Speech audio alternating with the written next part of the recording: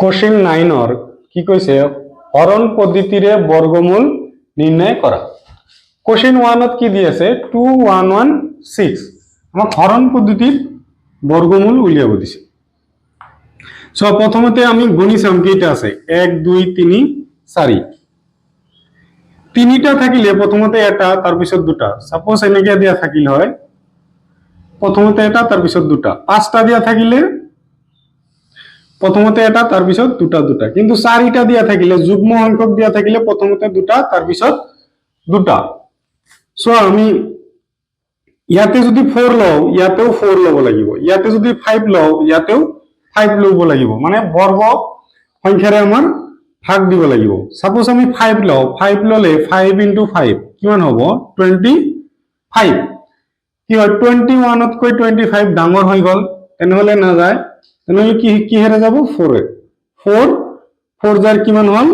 16 1 ৰ পৰা 6 তো না যায় এক ধাৰ লোৱা 11 11 ৰ পৰা 6 গলে কিমান হ'ব 5 ইয়াতে থাকিল কিমান 1 1 ৰ পৰা 1 গলে 0। নেক্সট আমি ভাগৰ ক্ষেত্ৰত কি কৰিছো এক ঘৰকে নামি আহে কিন্তু ইয়াতে কি হ'ব দুই ঘৰকে নামি আহিব আৰু ইয়াতে কি হ'ব এইটো আৰু এইটো প্লাস কৰিব লাগিব 4 আৰু 4 ৰ প্লাস কৰিলে কি হয় 8। এতিয়া হেখত চাম হেখত যদি 6 থাকে তেনেহলে আমাৰ কি হ'ব হলে 4 হ'ব আৰু নহলে কি হ'ব 6 হ'ব।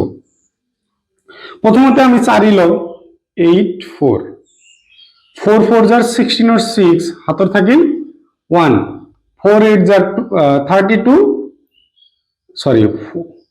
32 আৰু 1 33 হৈ গল তেনেহলে আমি 6 লৈ চাও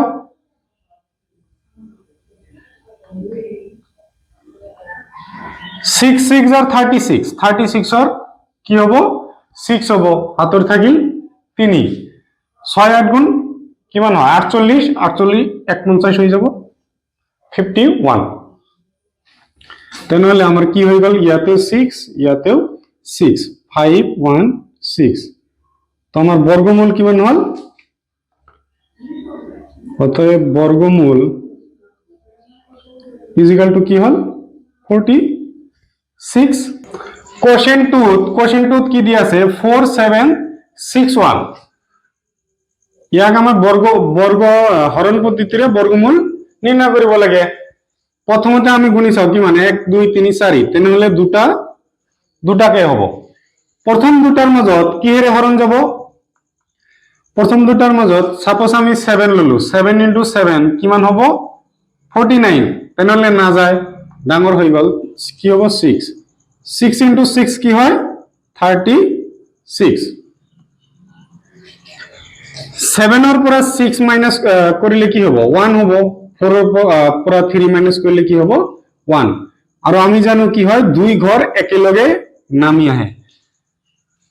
নেক্সট আমাক কি কৰিব লাগে এইটো আৰু এইটো প্লাস কৰিব লাগে 6 আৰু 6 প্লাস কৰিলে কি হ'ব 12 হেখত যদি 1 থাকে তেনেহলে 1 নহলে কি হ'ব 9 হ'ব আমি 9 এৰে কৰি চাও 9 * 9 কি হয় 81 81 ৰ 1 হাতত থাকিল 8 2 9 যাৰ 18 আৰু 8 ত কি হ'ব 26 26 ৰ 6 বহিল হাতৰ থাকিল 2 9 * 1 9 আৰু 2 11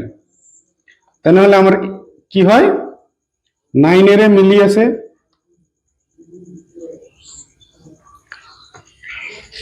নির্ণয় বর্গমূল কিমান হ'ব বা বর্গমূল অতএব বর্গমূল কিমান হৈ যাব 60। কোশ্চেন কি দি আছে কোশ্চেন নাম্বার 3 5 7 6 দি আছে ইয়াতে চোৱা 1 2 3টা আছে তেনেহলে তিনিটা থাকিলে প্ৰথমতে এটা তাৰ পিছত দুটাকে হয় তেনেহলে ইয়াতে আমি যদি 3 লও 3 * 3 কি হ'ব 9 হৈ যাব ডাঙৰ হৈ গল 5 তকৈ কি হ'ব 2 * 2 কিমান হ'ব 4 2 এৰে দুবাৰ কিমান বাৰ গল 4 কিমান হল 4 5 ৰ পৰা 4 মাইনাস কৰিলে কি হ'ব 1 দুটা একেলগে নামি আহিল তেনেহলে 2 আৰু 2 কি হ'ব 4 হৈ যাব হেখত যদি 6 থাকে তেনেহলে কি হয় হলে 4 হয় নহলে 6 হয় ফার্স্টত আমি 4 লৈছো 4 4 জাৰ 16 হাতৰ থাকিল 1 আৰু 4 4 জাৰ 16 1 17 তেনেহলে ইয়াত থাকিল 4 ইয়াতে হল 4 1 7 6 আমার বর্গমূল কি হব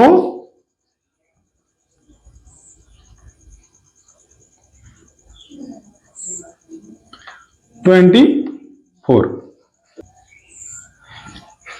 নেক্সট কোশ্চেন দিয়া আছে আমার 6084 তো আমি প্রথমতে দুটা তার পিছত আরো দুটা ইয়াতে কিহেৰে হৰণ কৰিব পাৰিম আমি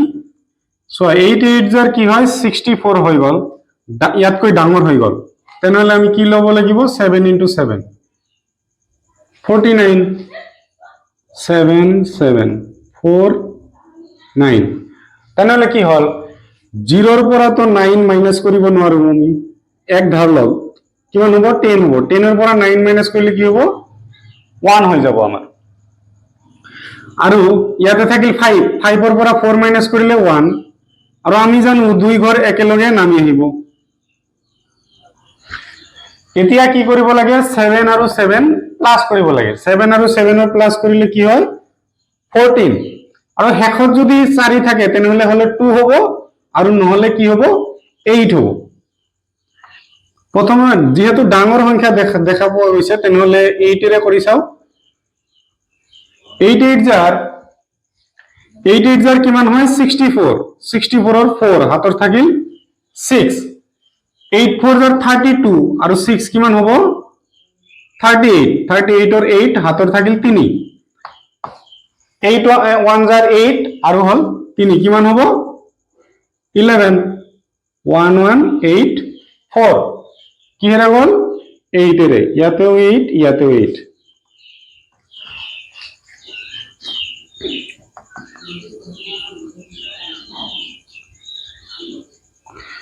বৰ্গমূল কিমান হ'ব